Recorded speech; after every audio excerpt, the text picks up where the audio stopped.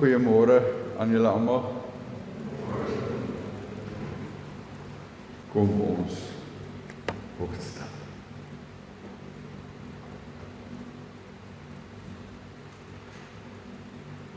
Ek slaan my oë op na die berge.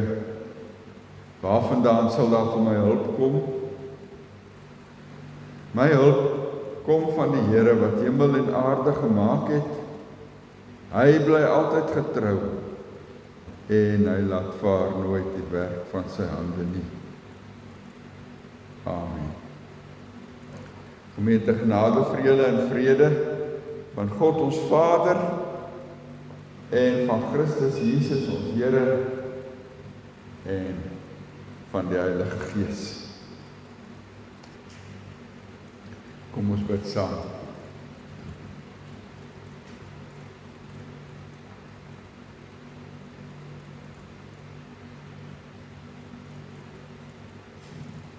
Here onze God, ons prys U om U grootheid en U goedheid. Ons hoor die reën daar buite val en ons dank U dat U hierdie reën gestuur het om die lande nat te maak, dat die gewasse kan groei, maar op die gras dat die beeste en ander diere kan kos hê, sodat ons, Here, kan kos hê. Ons dankie vir die sorg. Ons bid in hierdie dae veral vir ons boere, Here, wat met benoudheid vra, wanneer kom die back and close hier hiernatoe? Sal die inentings betyds opdaag. Ons bid, Here, vir ons boere, hier maar ook elders, van die melkboere wat hulle hele stoetery verloor het. Ag, Here, ons bid dat U hulle sal vashou en sal optel en vir hulle nuwe moed sal gee. Bid vir ons regering, sonder ons departement van landbou. En ons wonder maar partymal wat maak hulle en weet hulle ooit wat hulle doen. Here, gee tog dat die amptenare ook hulle werk sal doen. Bid vir ons land, Here. Ons land is in so groot penarie. Johannesburg is mense wat al party weke lank sonder water is. Krag gereeld af is. Paaie sleg is. Die treine nie loop nie. Ag, Here, ons kan maar net ons hande na U uitsteek om hulp.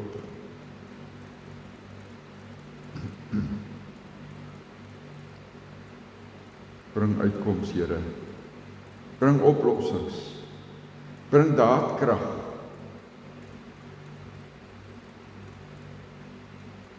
Vir hulle wat moet regeer.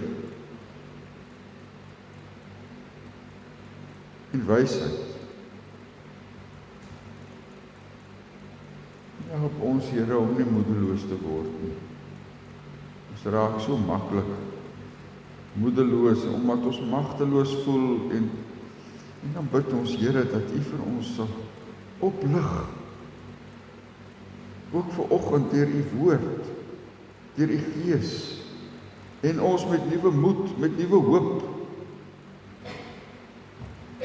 huis toe sal laat gaan. Ons bid dit in die naam van ons Here Jesus, hy wat sy lewe gegee het, sodat ons kan lewe. Amen.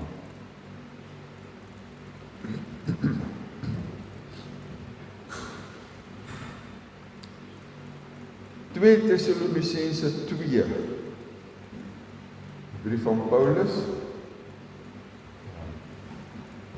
Die gemeente in Thessalonika het Paulus gestig op sy tweede sendingreis, as ek nou reg onthou. Julle onthou dat hy in Klein-Asië op reis was, en toe hoor hy die roepstem van 'n Macedoniër wat sê, kom oor na Macedonië en help ons. En toe het hy oorgegaan en by Filippi aangedoen. Julle sal onthou dat hy daar by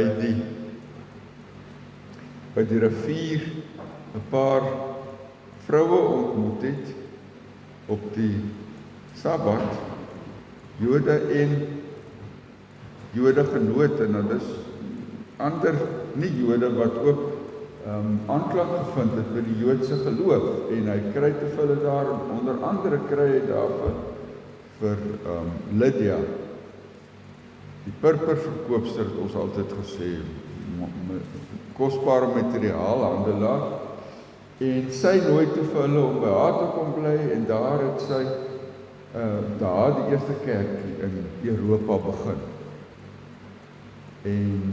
Maar daar was 'n waarsêer wat heel dag agter Paulus aangeloop het en geskree het, hy is die seun van God, of luister na hom, ek kan nou presies die woorde onthou nie. En toe het hy die waarsêersgees in haar aangespreek en uitgedryf, en toe is die eienaars woedend en hulle het vir Paulus en Silas in die tronk gegooi. Daai nag het hulle lofliedere daar in die tronk gesing, en die mure het daar was 'n aardbewing en die deure gaan oop en hulle boeye val af. En die tronkbewaarder was so ontstel dat hy sy eie lewe neem, en Paulus sê toe, nee, ons is hier, moenie jou lewe neem nie. En toe neem hy vir Paulus en Silas na sy huis, en hulle was sy wonde, versorg hulle, en toe kom hy in sy hele huis tot bekering. So daar was toe nou hierdie twee, dit is in Handelinge 16 wat ons dit lees, hierdie twee kante van die gemeente, Lydia, 'n Griekse vrou, en die tronkbewaarder, 'n Romein. Maar dit was die begin van die gemeente daar. Maar die stadsvader sê toe Paulus, jy het al genoeg moeilikheid gemaak, ons soek jou nie hier nie.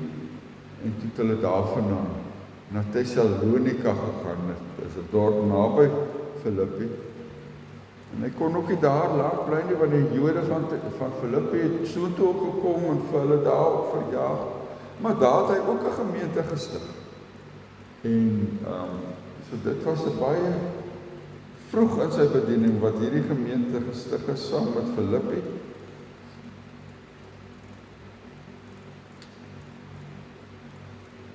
En toe bereik daar nuus dat die mense in Thessalonika na die dag weg is, begin wonder, maar Paulus het gepraat van die wederkoms, en wat nou?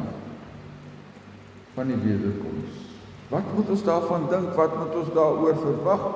En hy skryf in sy eerste brief heel wat daaroor, en in sy tweede brief wat ons nou gaan lees, skryf hy weer daaroor in 2 Tessalonisense 2. Hy skryf, en nou broers, wat betref die wederkoms van ons Here Jesus Christus en ons hereniging met hom, het ek 'n ernstige versoek aan julle. Moenie so gou verward raak of aan stryk gebring word as iemand vir julle sou sê, die dag van die Here is al hier nie. Of dit nou vir julle gesê word in 'n profetiese uitspraak, of in 'n preek, of in 'n brief, wat sogenaamd van ons afkomstig sou wees. Laat niemand julle op watter manier ook al mislei nie. Die dag van die Here sal nie aanbreek voordat die laaste afvalligheid gekom het en die wettelose mens wat vir die verderf bestem is, sy verskyning gemaak het nie. Hy sal hom verset teen al wat God genoem word, of wat as heilig vereer word, en hy sal hom bo hulle verhef. Hy sal selfs in die tempel van God gaan sit en voorgee dat hy God is. Onthou julle nie dat ek dit herhaaldelik vir julle gesê het, toe ek nog by julle was nie? En dan lees ons in vers 13, ons moet God altyd vir julle dank, broers. Die Here het julle lief. En God het julle uitverkies om van die eerstes te wees wat gered word. Julle is gered deurdat die Gees julle vir hom afgesonder het en deurdat julle die waarheid glo. Hy het julle hiertoe geroep, die evangelie wat ons aan julle verkondig het, sodat julle deel kan kry aan die heerlikheid van ons Here Jesus Christus. Wees dan standvaste, broers, en hou vas aan die leer wat ons aan julle oorgedra het, of dit deur ons prediking of deur 'n brief was. Mag julle in al die goeie wat julle in woord en daad doen bemoedig en gesterk word deur ons Here Jesus Christus en God die Vader. Hy het aan ons sy liefde bewys en aan ons deur sy genade 'n blywende troos en 'n goeie hoop gegee. Hierdie goeie hoop is nou die hoop op die wederkoms, wanneer ons met die Here verenig sal wees. En ek lees net vers 13, ons moet God altyd vir julle dank, broers. Die Here het julle lief. En God het julle uitgekies om van die eerstes te wees wat gered word. Die Here het julle lief. Dit het my laat dink hierdie woorde, die Here het julle lief, aan 'n fliek wat ek as kind gesien het. Ek skat, ek moes so 12, 13 gewees het toe ek dit gesien het. Dirkie, onthou van julle nog die fliek van Dirkie? Jamie Eis se fliek, Dirkie. Jamie Eis en sy seun Wynand was die hoofkarakters in die fliek.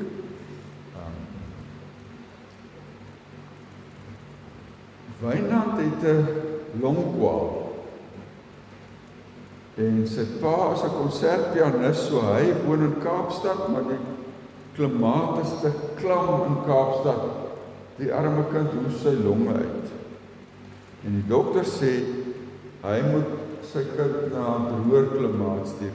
Blykbaar is sy ma oorlede. En dan sê die pa, maar hy het 'n neef in Namibië. Daai tyd nog Suid-Afrika.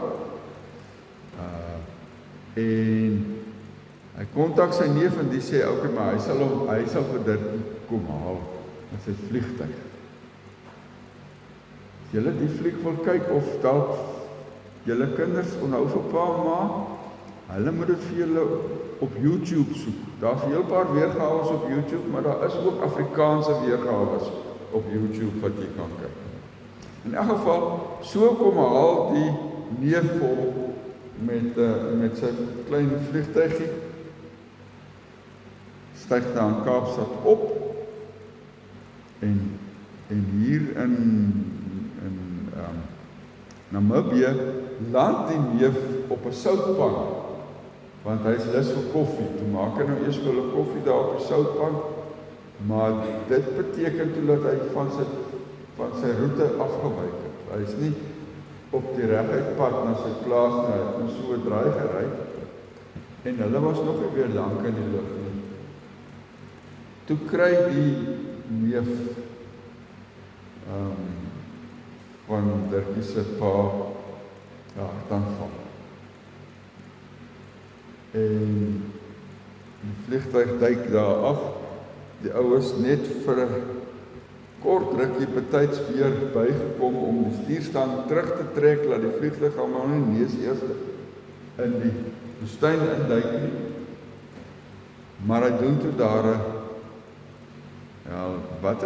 dit was nie 'n noodlanding nie, dit was 'n crash landing.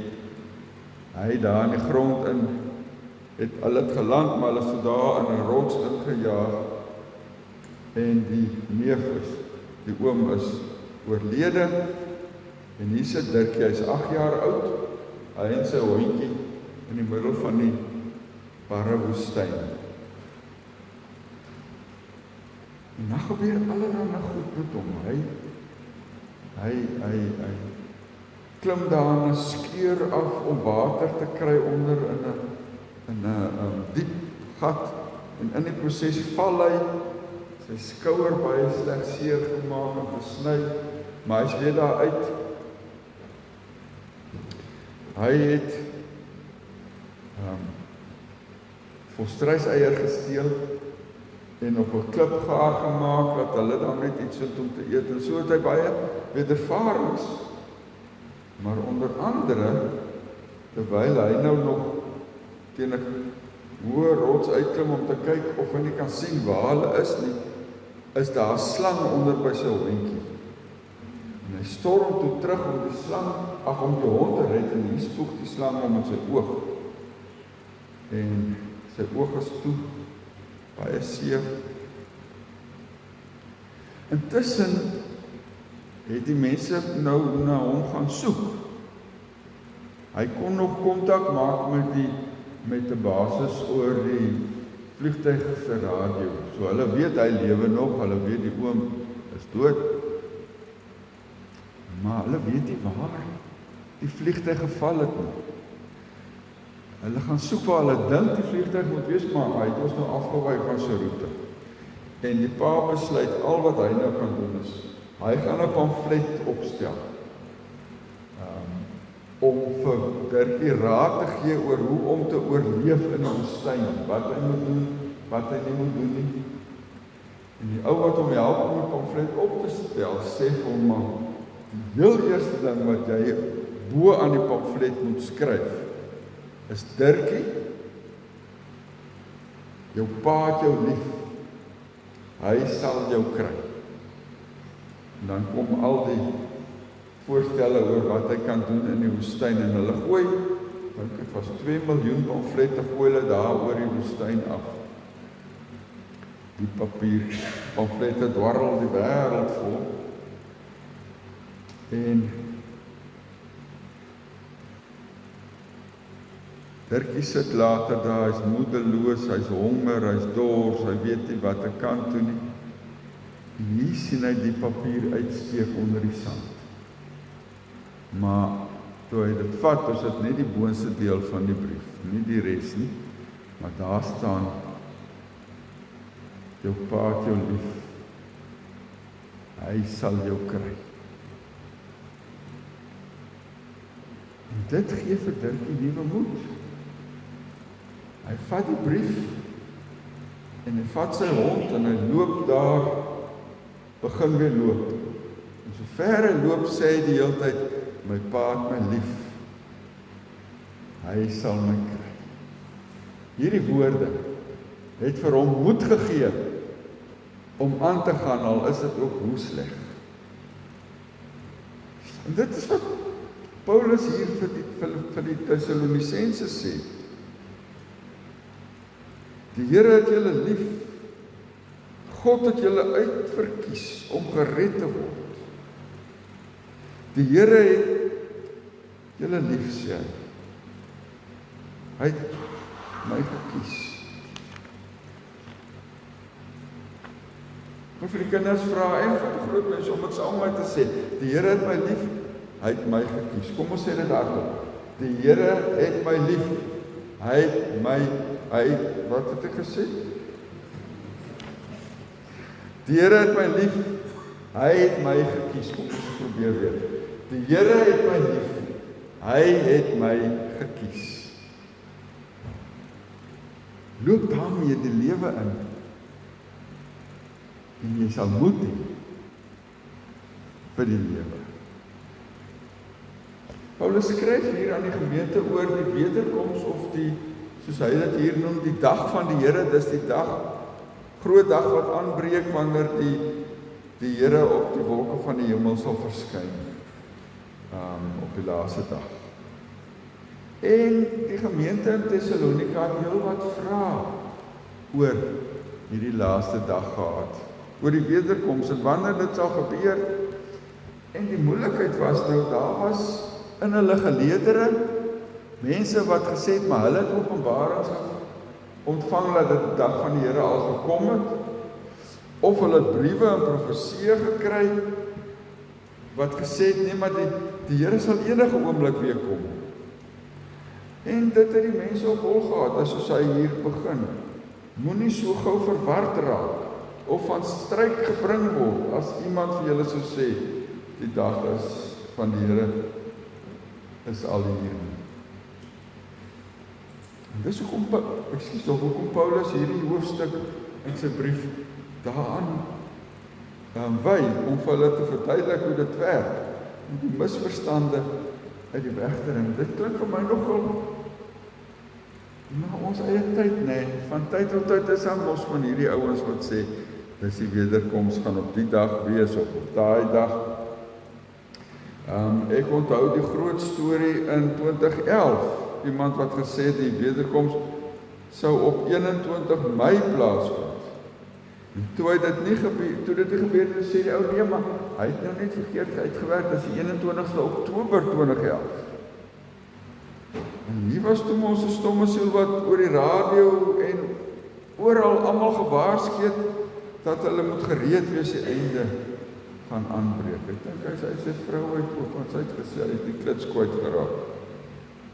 Toe was daar weer die Maya kalender, nou julle nog dit, mense op hol gehad het, 21 Desember 2012. En toe was daar weer 'n datum tussen 2018 en 2028. 70 tot 80 jaar na die herstel van die staat Israel. Nou dit is nou. Nee, ons is mos nou tussen 2018 en 2028. Op grond van Jesus se woorde in Matteus 24, vers 32 en 33. En verlede jaar sal julle onthou, het 'n baie bekende gospelsanger, sal nou nie sy naam noem nie, maar vir almal gesê, maar hy het 'n openbaring gekry dat die wegraping nou, daai dag, gaan gebeur. Baie mense is daardeur mislei, maar toe dit nie gebeur nie. Maar hierdie stories maak mense verward. Daarom wil mense eintlik nie veel van die wederkoms hoor nie. Want hulle sê dit maak hulle verward, dit maak hulle bang. Hulle wil liever nie eens daaraan dink dat Jesus weer gaan kom nie. Nou pas dit hulle, want die lewe hier op aarde is lekker genoeg. Die waar hulle bly nie, maar in elk geval, hoe dink jy oor die wederkoms? Verlang jy daarna? Sien jy daarna uit? Of dink jy nooit eers daaraan? Paulus sê vir die mense in Thessalonika, hulle moet hulle nie op hol laat jaag deur hierdie wollaar stories nie. Hy sê die dag van die Here sal nie aanbreek voor die verskyning van die wettelose mense. Nou op ander plekke in die Bybel, veral in die briewe van Johannes, word hierdie selfde karakter die Antichrist genoem, wat ons nou meer bekend mee is. Hy sê die dag van die Here sal nie aanbreek voordat die laaste groot afvalligheid gekom het en die wettelose mense wat vir die verderf bestem is, 'n verskyning gemaak het, sê hier in vers 3. Dan gee hy vir ons 2 merkers waarna ons kan oplet, as ons oor die wederkoms dink. Die eerste is die verskyning van die wettelose mens. En in die verlede is daar al baie mense as die Antichrist aangewys.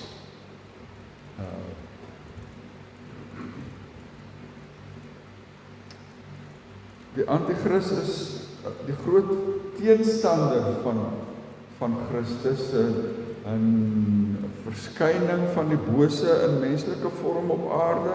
Ons lees heel wat van hom ook in die boek Openbaring. Word verbind aan die getal 666. En mense wat sommige gemaak het gesê, maar die Openbaring, dis kodetaal in Openbaring om na die keiser Nero te verwys. Daar's mense wat al in die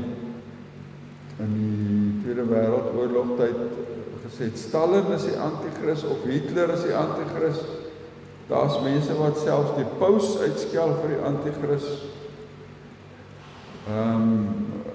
Ek dink nie ons moet te stellig wees oor die anti-kris nie. Ons weet nie of hy of sy al gekom het nie. Dalk is hy of sy al gebore. Dalk het hy al begin om iewers waar ons nou nog nie so duidelik van seker is nie, sy nonsens aan te vang. So ek wil nie liewer nie te veel sê oor die verskyning van die anti-kris nie, miskien net dit. So tong in die klies 'n teoloog sê, as hy nou na al die gruwels in die wêreld kyk, hy sê, die duiwel in die teologie is miskien dood. Daar's baie mense, teoloog wat sê, ja, die duiwel bestaan nie. Hy sê, die duiwel is miskien in die denke van party teoloog dood, maar hy spring lewendig in die wêreld. So die eerste is die koms van die anti-kris, wat ons moet weet, die wederkoms sal voorafgaan, en dan die ander ding wat ons kan kyk, is die laaste afvallige. Nou daaroor hoef ons nou nie so vreeslik rond te kyk, om te weet of dit aan die gebeur is. Ons sien dit oral om ons, hoe die mense afvallig raak. Dit het 'n ruk terug al begin, maar dit word toenemend 'n werklikheid dat mense eenvoudig losraak van God, losraak van die Bybel, verdwyn uit die kerk, die kerk afskryf, selfs nie aarsel om teen God te laster nie. As jy Facebook lees, sal jy dit sien. Of briewe in die Koran. Ek het op 'n kol my vreeslik ontstel oor al die goed, tot ek onthou het wat die Here gesê het. Die Here Jesus het gesê, meng jou met die semels en dan vreet die varke jou. As jy jou met hierdie ouens wat sulke goed skryf besig hou, dan word jy self ook besoedel. So ek het gewaag om een ou wat so stellig is oor die goed te antwoord op Facebook, en toe hy my help te verstaan. So my raad aan julle is, as jy vrede in jou gemoed wil hê, moet nou tog nie jou te moeg maak oor hierdie goed nie.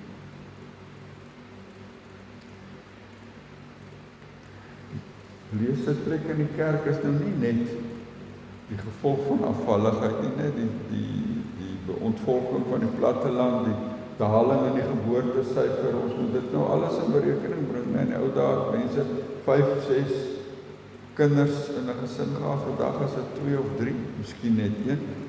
Baie mense het glad nie meer kinders nie. So dit het alles redes hoekom die kerkbanke leer is as in die verlede. Maar die realiteit is ook dat mense hulle net nie meer steur aan God en sy gebod nie. Ek weet nie wanneer laas iemand om my gevra om 'n getuigskrif vir hom te skryf nie, want die kerk tel nie meer by werkgewers nie, hulle wil dit nie sien. Soek maar 'n plat op predikant se naam, né, want mense sê hulle kan gaan 'n woord glo wat die predikant oor die ouens getuig nie.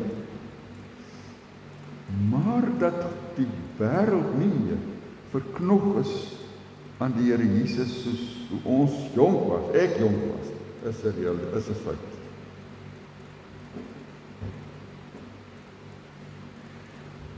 Die ander kant van die afvalligheid is dat mense wat nog glo, so verdraaide geloof het, dat hulle vir Christus uit hulle geloof uitgeskryf het.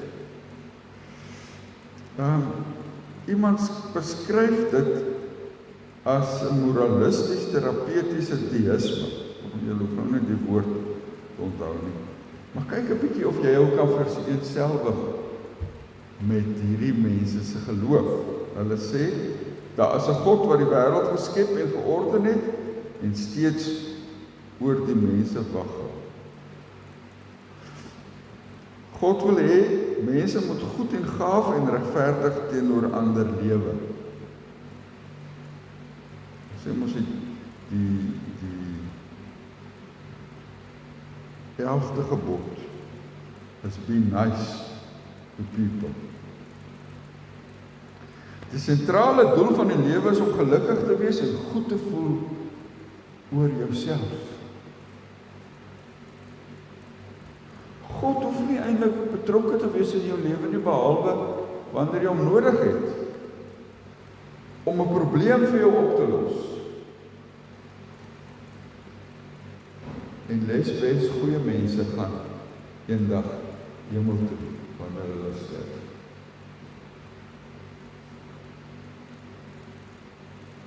Het jy iets van die Here Jesus gehoor in die geloofsbelijdenis? Niks nie. Daar's niks van die Here Jesus nie. Daar's niks van sonde nie. Daar's niks van bekering nie. Daar's niks van 'n lewe van toewyding aan God nie. Daar's niks van stryd om op die nou pad te bly.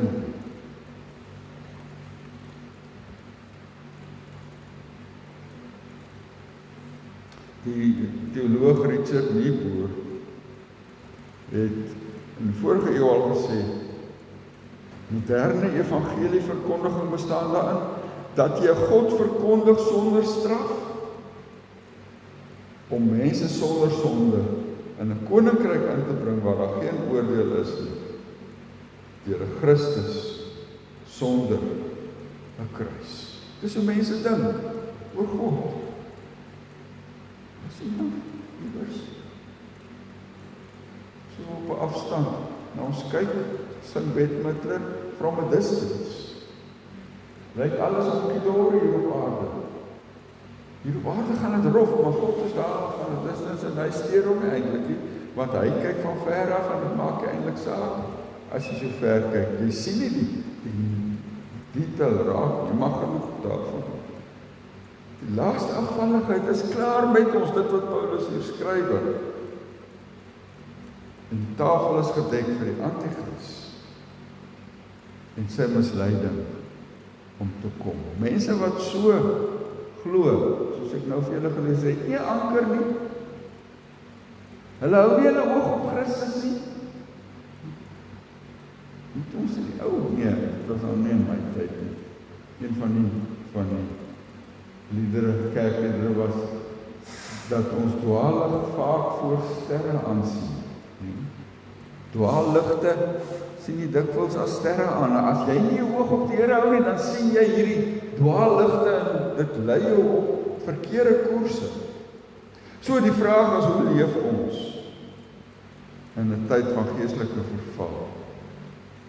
Toenemende verleiding en misleiding en vervlakking. Hoe bly jou geloof gesond? Hoe voorkom jy dat jy ook op daai verkeerde pad beland? Paulus wil ons hier help in vers 13 tot 17. Hy sê, hou met jou hele hart vas aan die troos dat die Here jou liefhet. Net, dis ons hoe die Heidelbergse katekismes begin. Het julle dit nog geleer as kinders?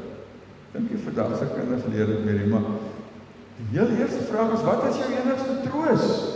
En lewe en sterwe is dat ek aan God behoort, wat my met sy Christus se bloed losgekoop het en met sy gees in my woon.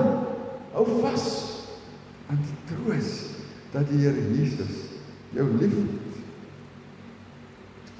Moenie jou ore uitleen vir elke Jan Rap en sy maat wat jou wil verwar nie. Vers 15, bly by wat jy geleer het en luister na mense wat jy vertrou. En die derde sê Paulus, versterk jou geloof. Dit is nou 'n interessante een. Vers 16 en 17, versterk jou geloof deur goeie dade. Die goeie wat jy in woord en daad doen. Lees gou dit hier. Mag julle in al die goeie wat julle in woord en daad doen, bemoedig en gesterk word deur Jesus Christus en God, ons Vader. Stefan Joubert sê, daar was 'n tyd wat mense die Here so sit so gedien het. Ja. Dis nie ons vir die Here moet leef sit so nie.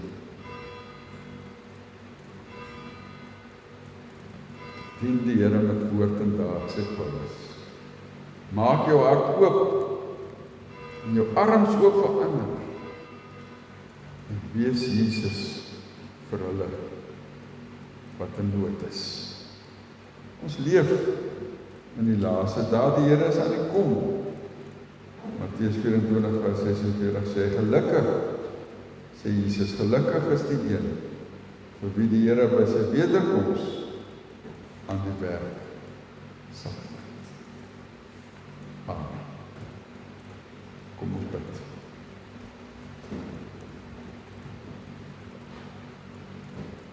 Here, ons wil soos die Hebreërskrywer in Hosea 12 sê, die wedloop wat vir ons voorlê met volharding hardloop, die oog gefestig op U, Here Jesus.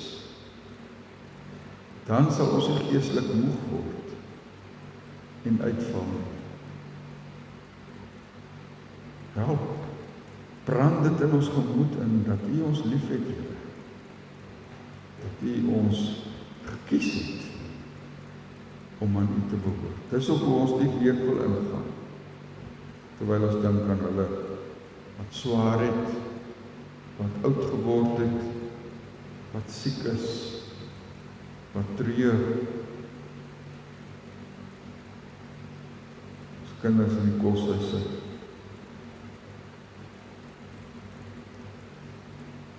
Gee dat ons vir U sal leef. Amen. Ontvang nou die seën van die Here en gaan huis toe met die versekering, die Here het jou lief. Die genade van ons Here Jesus Christus, die liefde van God, ons Vader, en die gemeenskap van die Heilige Gees, ons voorspraak, bly by julle almal.